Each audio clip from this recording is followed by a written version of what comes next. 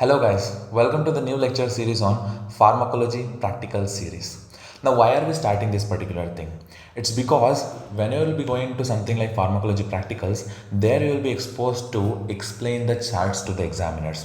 They are going to put up some charts in front of you and they will be asking you to explain the chart in very detail, and they will be asking certain viva questions to it, and you will also have to remember the concepts and the drug name to it.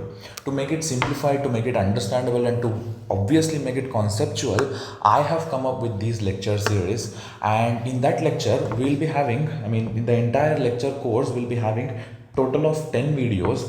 Each video is dedicated to one chart. Particularly for one chart we'll be having a separate video, right? Like that we'll be having total of 10 charts and total of 10 videos. In each of these videos I'll be taking you throughout the entire concept, what you need to have to understand the charts, and where exactly to start the chart, and how confidently you can answer the viva questions as well. You see, if you remember the concepts, if you understand the concepts, then only you can answer the viva questions properly, right? Then only you can confidently go on explaining the entire chart in a conceptual way as well. Now apart from that, there are certain drugs which you need to remember. To remember, I'll tell you one more important thing is that drugs are nothing but they are the facts, right? You will have to remember the facts somehow, be it by hearting or just practicing like many more times as much as possible, until and unless you don't get them right.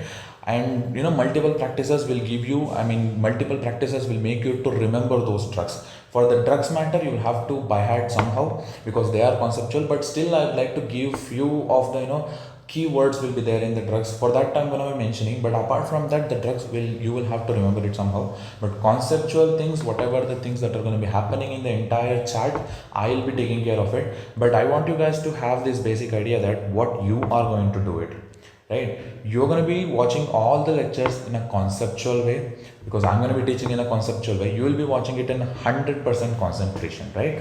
You will be watching the lectures like you don't just watch the lecture like a movie. You have to attend the lecture, right? Attending is something that you will have to understand. You will have to try to understand what I'm trying to teach you. And apart from that, what you're going to do after the entire video get over, you will have to take a piece of paper and you have to write the entire chart on your own, whatever you remember. If you don't remember, go back to the video and watch it again and try to understand that particular concept.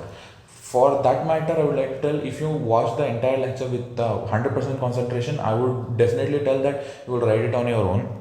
But if you're not getting, also just try to practice it as many times as possible.